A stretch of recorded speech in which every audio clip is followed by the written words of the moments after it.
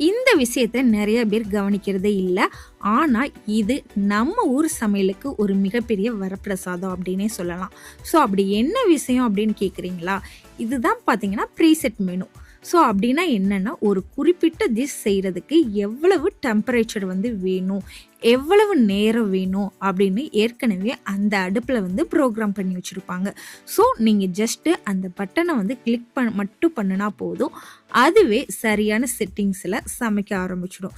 So, நீங்க ஒவ்வொரு தடவையும் போய் மேனுவலா நீங்க வந்து ஹீட்ட வந்து கூட்டவோ, குறைக்கவோ தேவையே இல்ல.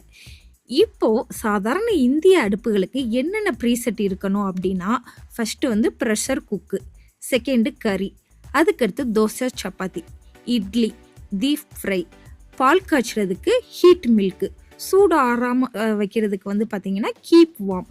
So வதக்குறதுக்கு satay. ஸோ இது எல்லாமே பார்த்தீங்கன்னா, ஒவ்வொரு சமையலுக்கும் ஒவ்வொரு விதமான ஹீட் வந்து தேவைப்படும். ஸோ உதாரணத்துக்கு பார்த்தீங்க அப்படின்னா, தோசைக்கு வந்து பார்த்தீங்கன்னா, அதிக ஹீட் வேணும்.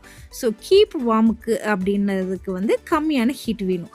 ஸோ பாலுக்கு பார்த்தீங்கன்னா, ஒரு மீடியம் ஹீட் வேணும். ஸோ இதெல்லாம் நாமளே வந்து மேனுவலா பண்றப்ப, சில சமயம் வந்து தப்பாகுறதுக்கான சான்சஸ் இருக்கு. ஆனா, இங்க ஒரு முக்கியமான விஷயத்த கவனிக்கணும். எத்தன ப்ரீசெட் இருக்கிற எண்ணிக்கைய மட்டும் பார்க்காதீங்க. ஸோ, அந்த ப்ரீசெட் வந்து உங்களுக்கு கரெக்ட்டா இருக்குதா? உங்களுக்கு தேவைப்படுற ப்ரீசெட் இருக்குதான்னு பாருங்க.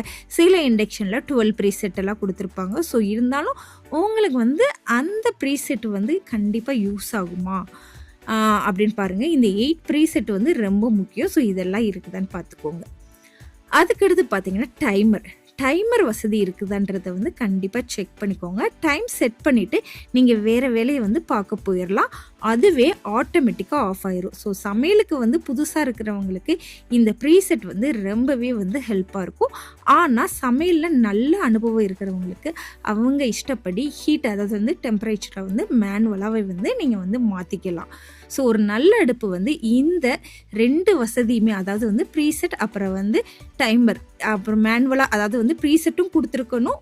மேனுவலா கண்ட்ரோல் பண்ற வசதியும் வந்து கண்டிப்பா இருக்கணும். அது மாரி டைமர் ஃபங்ஷனும் கண்டிப்பா இருக்கணும். ஸோ, இதெல்லாம் இருக்கிற இண்டக்ஷன நீங்க வந்து சூஸ் பண்ணுங்க.